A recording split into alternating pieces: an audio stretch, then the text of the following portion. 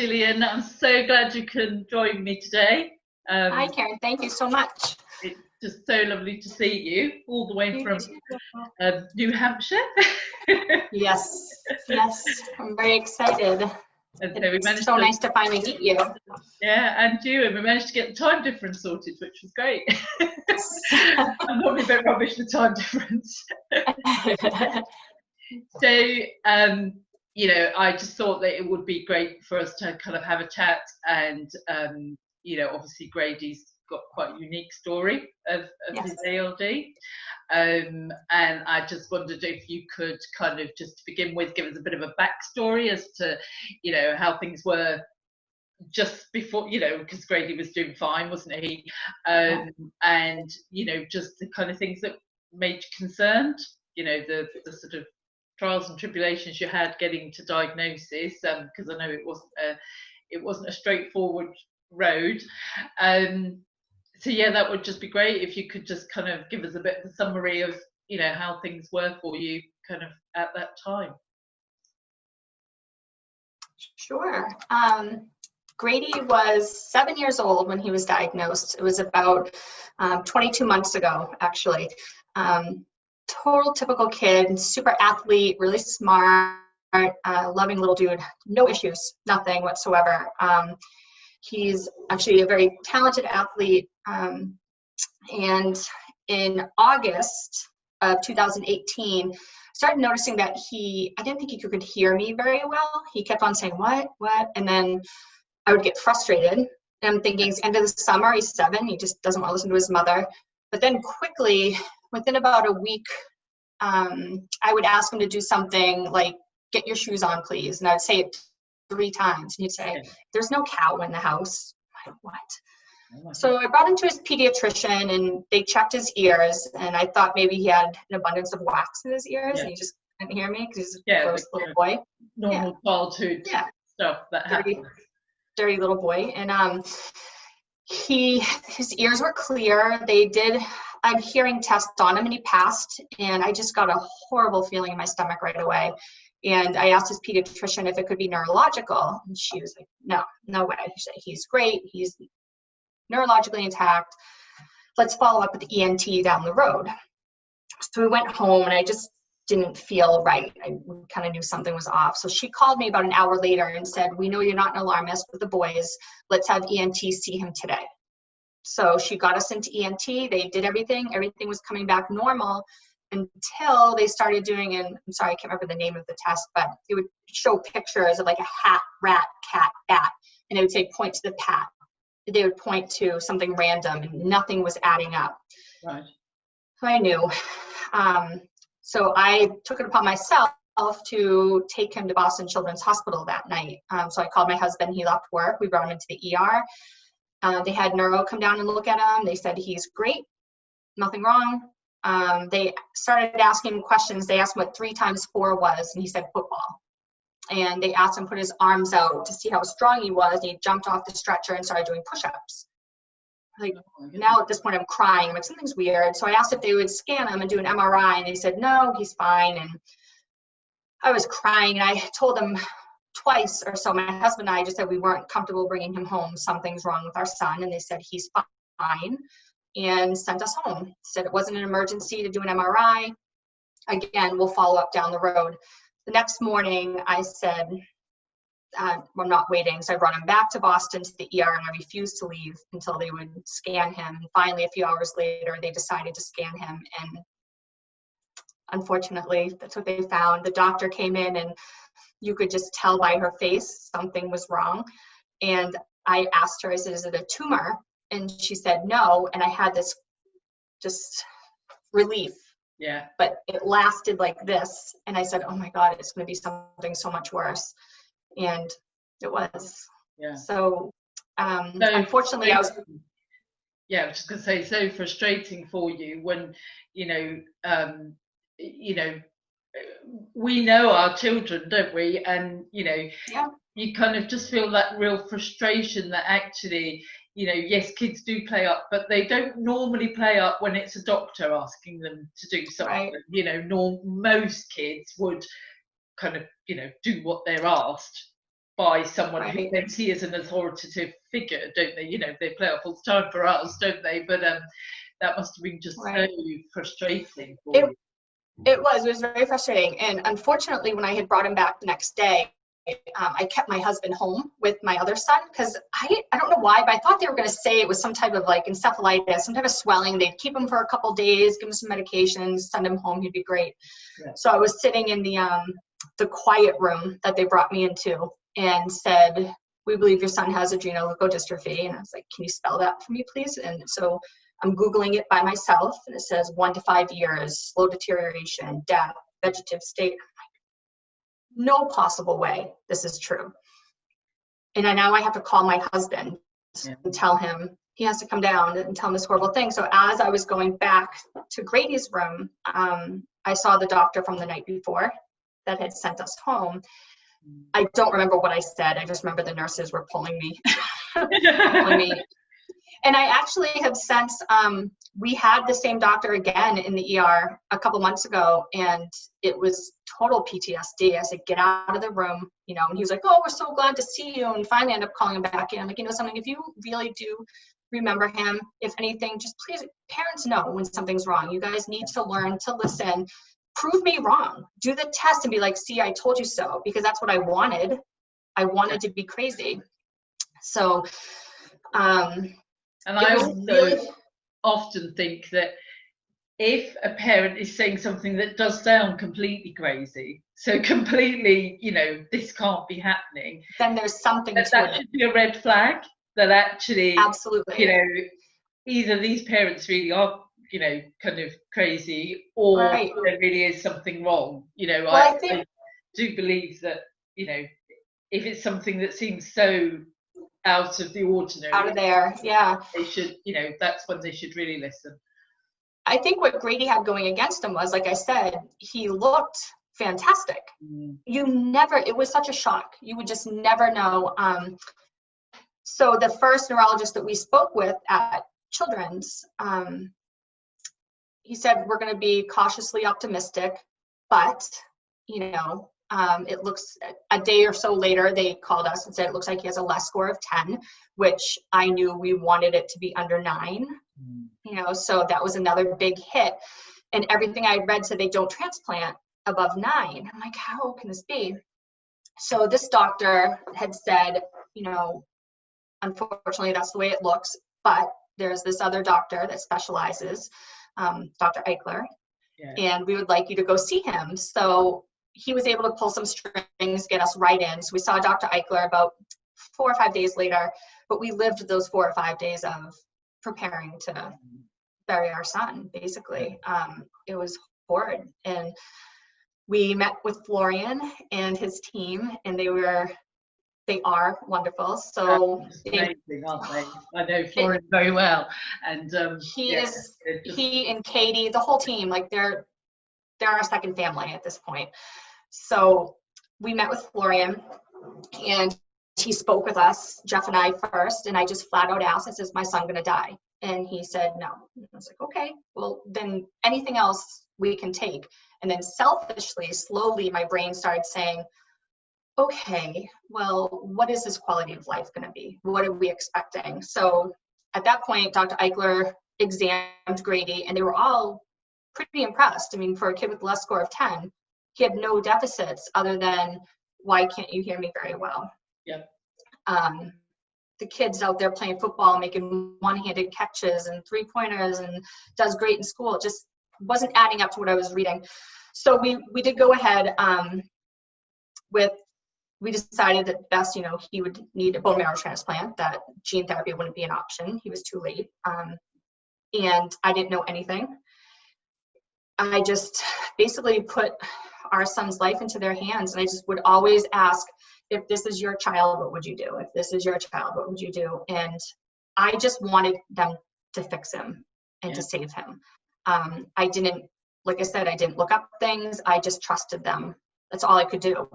And everything from there went extremely fast.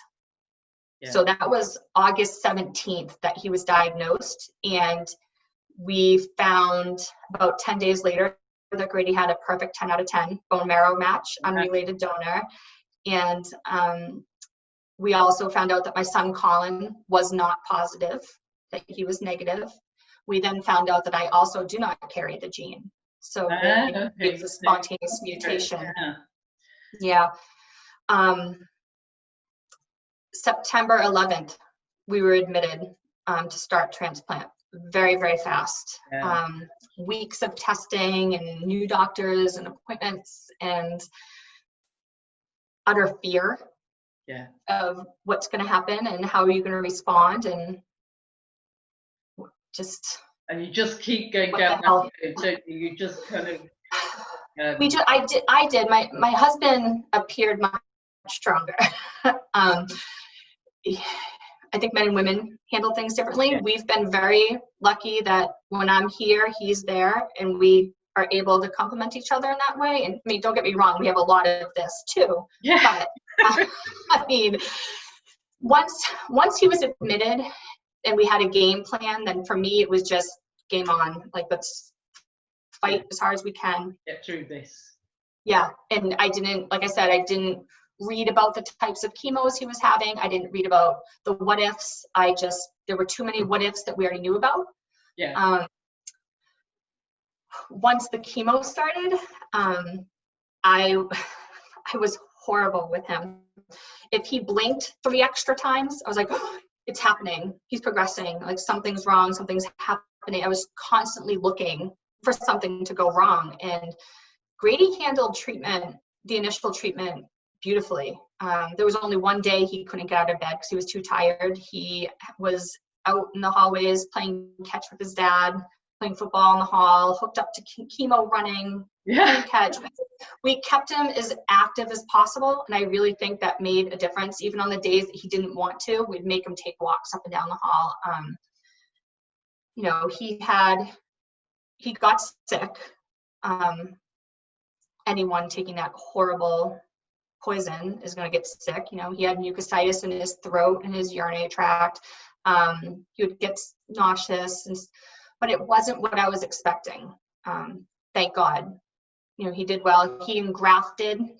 So his actual transplant was September 20th. He was engrafted by October 2nd on his birthday. God. And we were home. Yeah. And we were home by October 11th. Wow. 30 days. And he was great. We got home and there was still, that fear of we need to wait about a year to see if this really worked. It was a little tough coming home. There was just, like I said, so many unknowns. Grady was struggling with anxiety pretty bad. He ended up getting some chemo deconditioning in his legs. So we constantly were thinking he was losing his ability to walk, but we just would force him to get up and take a walk around the block. I had a girlfriend of mine who's a PT come to the house and work him as much as his body could handle and just keep him going. And he did really, really well. Really well. Until about 2 months later, his LFTs started elevating drastically. So they said, okay, this is looking like liver GVHD. And everything I had heard was this is going to be another death sentence. That's what I was petrified of. And we followed every direction. Like, we were over the top, made sure nothing was getting in here. But it was confusing to me because his chimerism had been over 97% donor cells since 3 months post-transplant. Yeah. I mean, he went quick. Everything else was great. His first MRI post-transplant 3 months after, 0 progression, 0 contrast enhancement. I mean, it was unbelievable. And unfortunately, the liver just kept going. We're still dealing with it till today. He also has skin and eye GVH. So his neck and his torso are covered in, it's like a vitiligo, like these white patches, discoloration. Yeah. And his eyes are just super, super dry. He's not producing tears. So we had plugs put in, and we do drops daily and nightly. Unfortunately, with the GVH, he has been home. He hasn't had to be hospitalized with it, but it is a constant up and down. Nothing seems to work. Medication for him. we had just recently, a few months back, started him on a new drug, which did seem to start bringing him down slowly. And then he all of a sudden started having this weird, rare side effect, which if it's rare, he finds it. And he was unable to bend or straighten his legs and couldn't walk well. He couldn't run. He was having a hard time going up and down the stairs. So of course, again, we went right to, is he progressing? Yeah. But his knees were swelling up, so we knew it wasn't that. Long story short, extremely rare side effect of the GVH drug that they've never seen in kids. They've seen it in older women, but not. So we took him off the drug. Ended up being a arthritis reaction. So he just was in the other day, actually had sedated bilateral knee injections, removed some fluid from his knees. Just kind of a constant, always something type of thing. So I was just going to quickly explain what GVHD is, just in case anyone listening wasn't quite sure what it was. So GVHD is a serious complication of bone marrow transplant. It's graft versus host disease, and it's actually when the graft, so the transplanted cells, realise that they're not in their own body, that they're in the wrong environment, if you like. So then they start to attack the body, and you can, as you explained, you can get GVHD of anywhere in the body, the stomach, the skin, the eyes, and it really can be quite difficult to control. Obviously, it can be really, really serious and life-threatening sometimes, can't it? And that is the kind of transplant kind of most evil thing that, you get through the transplant, don't you, and things look like they're going quite well, and then suddenly things kind of start not going quite so well. I know you had to go to Boston the other day. That must have been pretty tricky in current circumstances as well, with with COVID and everything. I know you were saying that where you live it's quite contained, and it is very contained. And when it all started, when COVID started, our team at Dana-Farber, his transplant doctor, because up until COVID, we still go to Dana-Farber once a week for labs to monitor GVH and change medication. So when this started, we were able to work it out so that our pediatrician here could draw him, and they were wonderful. They'd come out to the parking lot, draw him outside, so we didn't even have to go in, which is great. And then we would fax him over to Dana-Farber. But unfortunately, we knew that wasn't going to last forever. So yes, going into Boston, that's been a very high-risk hotspot, if you want to call it that. It's horrible feelings. You're safe home in your little bubble. We've been locked down. No one's coming in or out. We've been very safe. And then just to have to expose him because of this, it's horrible. So we've gone in a few times, but knock on wood. But and you have to do it, don't you? You have to kind of calculate the risks, don't you? So, you need to keep on top of the GVHD. Otherwise, you almost feel like it's like, I don't know about other families, but I sometimes think it's like, geez, he had such a great transplant and we had all this luck and talented doctors and all these great things. It's almost like a payment. Like he's paying for having such a good transplant.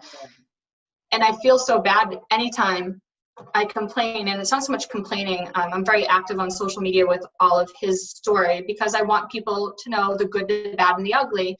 Yeah. Grady's story is good. His outcome is better than good. Yeah. He is an extremely rare outcome with his less score and everything. Yeah. But man, I mean, it's hard. I mean, I've had, unfortunately, some moms in our ALD community that think I'm ungrateful for his outcome. How dare I complain?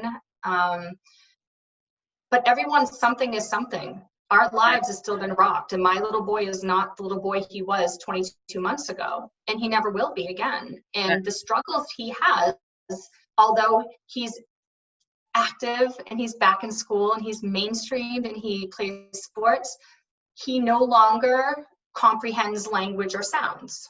Right. So he relies solely on reading lips, and that happened very quickly. He also has visual processing, depression, horrible depression at 9 years old. He just said last week that he doesn't want to live this life anymore. It's a constant and I think you've definitely kind of, you know, you're raising a real awareness point there that actually, you know, there's got to be great celebration that actually, you know, he is doing so well and coping, but actually as a little boy, life is very different for him, isn't it? You know, it's like he's locked in his own little world now. He can be with all his peers at school. He has no idea what they're talking about. He has no idea what's going on, and it's very overwhelming. And people don't understand how exhausting it is just to sit and talk and have a conversation and read the lips and be aware of your surroundings.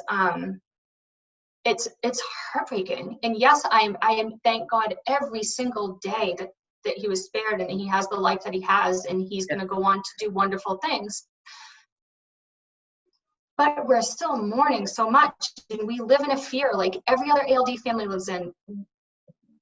When is it going to rear its ugly head? When is he going to do good? Even though we're being told he has this wonderful outcome and they expect him to go on the way he's going on. It rocks your world. It's a constant. And, I still wake up at least once a night. I still, to this day, at least once a night just to check to see if he's breathing. Like it's a horrible feeling, and it affects not only him, but it affects the husband and the wife. It affects my 5-year-old. My 5-year-old's always asking, when is my ALD coming? You know, it affects my daughter. It's scary.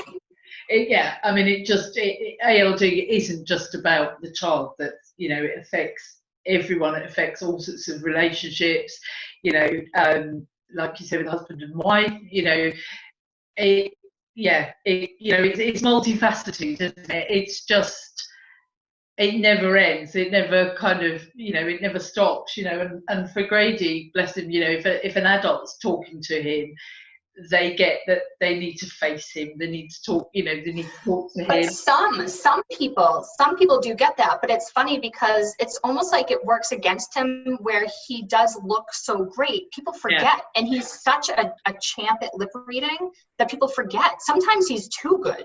It's like you can't get anything by him, but other days you never know. Some days you have to really be like, Grady, how are you? Other days you can talk like this. It's very odd. We can't really seem to quite get a grasp on it, but and there's a lot of things that we're doing with his peers, you know, because kids, I know we're all living in this odd kind of COVID world at the moment, but you know, once we can all kind of get back to some kind of normality, you know, kids don't look at each other when they talk. You know, kids talk to each other as they run past, or as, you know, as they're doing stuff. They don't necessarily, you know, actually face each other. And in anything, even like in basketball. Yeah, and even like in basketball, like he finally came back. This is my husband, Jeff. Hi, lovely to see you. Even in basketball, you know, we'll notice the poor kid, they'll blow the whistle and he won't hear it or comprehend it. So he'll just keep on going. And it's hard to every little day things. Yeah. It's a lot. People just take for granted, you know, suddenly become so difficult, don't they, for, you know, for Grady and for you watching, you know, it's, you know, I know from my own experience, it's when you're standing on the sidelines and you're watching your child who should and could do all of this stuff, and then suddenly, you know, like you say, you know, a basketball game, he's, you know, he's still running and the rest of the team are finished, you know, and kind of you're just heartbroken, aren't you? You're just kind of, you know, it's that kind of like inward stab, isn't it? That it is. It's so unfair. Kind of, and I think you kind of, it's when it hits you in things like that, where actually he's doing really well, he's having fun, he's doing great, and then it gets to the end of the game or the match, and suddenly he becomes Grady with ALD again, as opposed to Grady who's just out there, you know, having great fun. That's the really difficult time. Is it Grady there? Let Grady say hi real quick. Hi, Grady. How are you doing? Good. Oh, it's lovely to see you. I like your cool haircut. She likes your haircut. Great. you go play basketball with Dad for a little bit? Okay. I'll finish up and then I'll come see you, okay? Go ahead. You're and you're right. I think that's actually something we're working on right now for him, is that Grady likes to be involved with ALD. He wants to advocate. He likes to meet other boys with ALD, but he's on a constant search. Anytime he meets a boy with ALD, he wants to know if they have an ALD that's as bad as his. Yeah. Or he's looking for a kid with the same type of less score, doing as well, knowing he'll be okay. Like, he gets jealous of the kids that are newborn screens. He's not, which I don't blame him. You know, this should have been caught earlier. This should have been, but he likes to do good things. He'll meet families online and likes to talk to other boys, especially the boys that are, you know, there was a time there, we had a few people coming through Boston that were transplanting, and he wanted to meet them and tell them things would be okay. Amazing. He started a gift card drive for our transplant floor that he does on Christmas. So the first year he raised $6,000. The second year he raised about $12,000, and they're gift cards for the families to be able to provide Christmas gifts on the transplant floor, so the parents don't have to worry about it. He just wants to be involved, but at the same time, as much as we deal with it every day, I don't want him to think he's, my husband put it best, like he's Grady ALD. He's just Grady. ALD is just a part of him, and he conquered it. It's something that'll be part of him for the rest of his life, but he doesn't have to be Grady ALD all the time. Yeah. And it does. It takes over. It's consuming for him. And I think at boys at those ages and older, when they understand, and he, you know, he's access to the internet, he knows what could have or should have been his outcome. So it's confusing for all of us. Although I do think that there are some young people out there who just naturally kind of take to sort of being a bit of an advocate for you know, their own disease, and it empowers them actually, that they can help other people. You know, I've met many boys who, you know, all different stages of ALD, you know, and some of them don't want anyone to know that they've got ALD, and that's absolutely fine, you know. But actually, you know, I think it's fantastic that he wants to help. You know, you're not forcing him into doing it. He wants to do it. You know, and there may come a time when he's maybe 16 and he thinks, well, you know, I'm not going to do that. But, you know, from my point of view, from, you know, raising awareness and talking to people and stuff, you know, having a young person who's willing to talk about it, that is so powerful, you know, and that is kind of, you know, he's still Grady, absolutely Grady, with all his own personality and everything. But, you know, I just think, you know, it's absolutely amazing when you look at someone like Taylor Kane. You know, she's grown up with ALD all her life, and you know, she does such amazing stuff for, you know, for female carriers and for young girls affected. You know, siblings having, you know, daughters having dads who, you know, have ALD, and siblings, you know, where, you know, perhaps the brother's got ALD. So I think there are some really special people out there who can do it's great. And I love what he does, and I love that he likes to meet these other families, and he'll show me someone on Instagram and be like, oh, do you know this one? Do you know that one? I'm like, I don't know everybody, but, you know. Why don't you know everybody? I'm trying. But he did, when we went to Elisa's ALD family weekend in New York in January, and he was actually able to meet all these people that he's talked to online in person, meet Elisa and all these other wonderful boys that we know. It was good for him. I think it's good for him to see, you know, all the kids that are doing good, and know that it's not this death sentence that you read about. It doesn't have to be. Yeah. And it's horrible. It's a horrible, horrible thing, but we can all make some good things come from it as well. Yeah.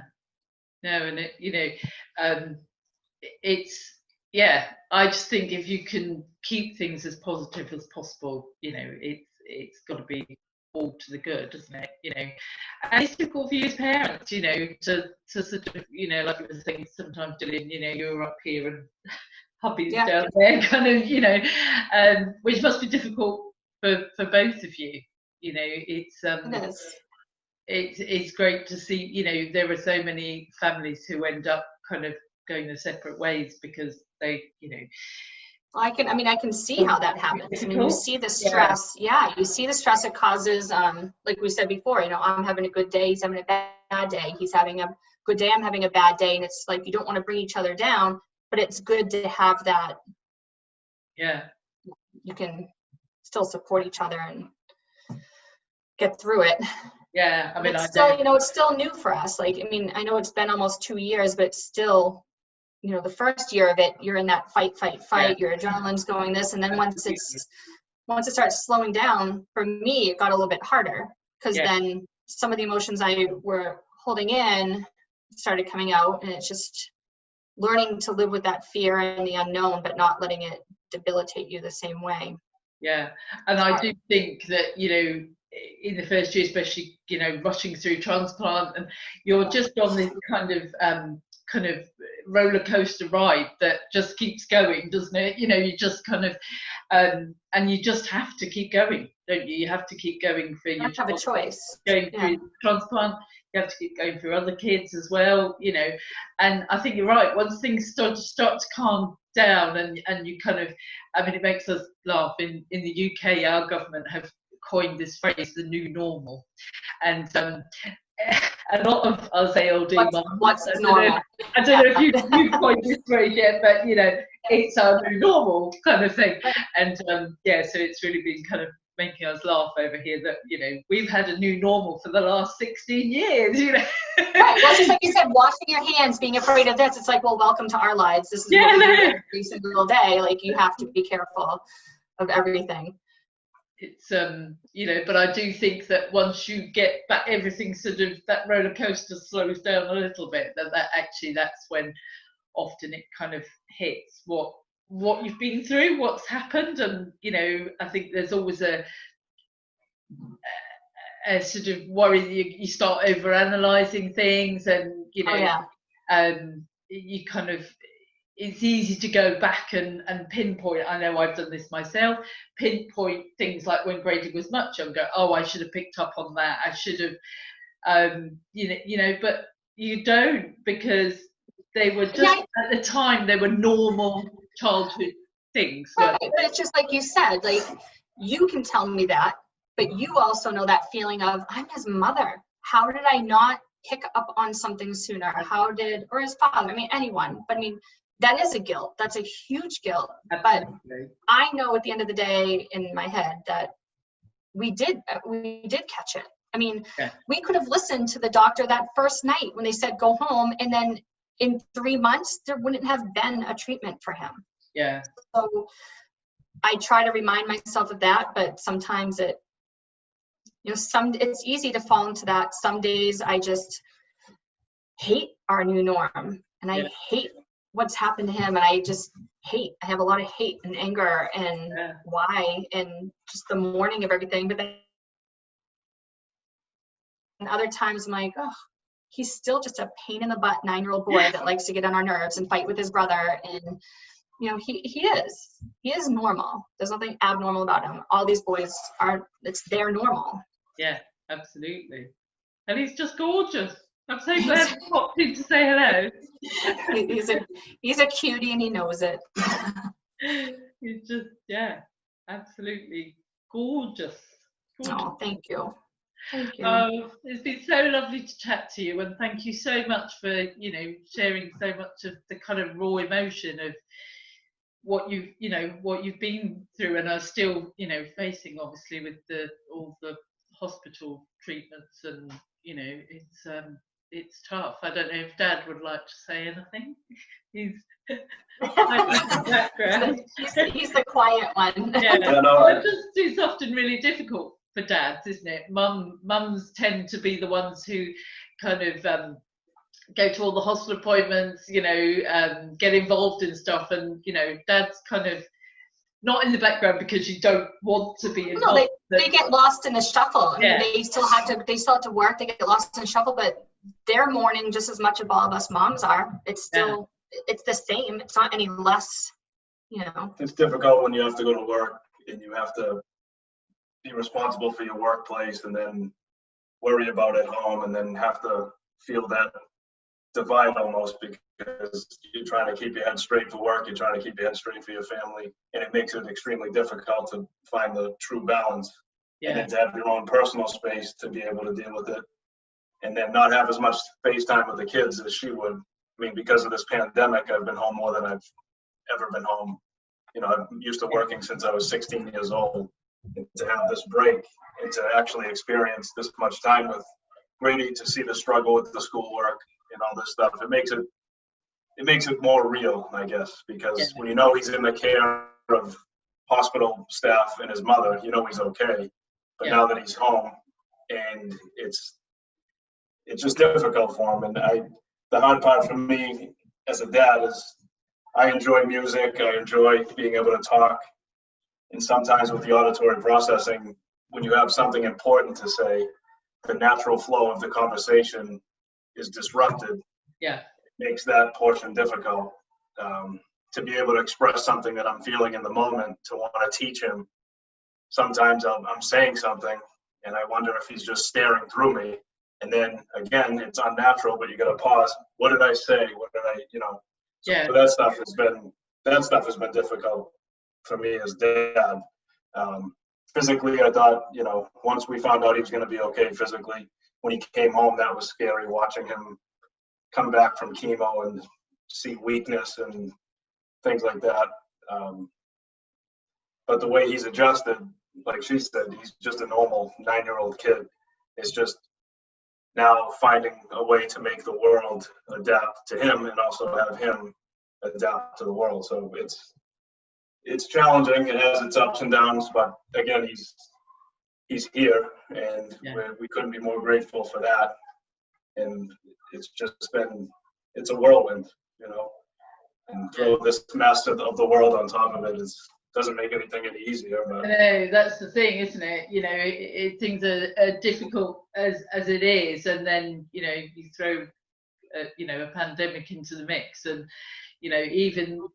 even families with no health concerns, right. they've kind of really kind of struggled to get through, and and just that being like you're saying, it must be lovely for you to be with the family so much and stuff, but actually it's really unnatural. It's hard to have the family all together.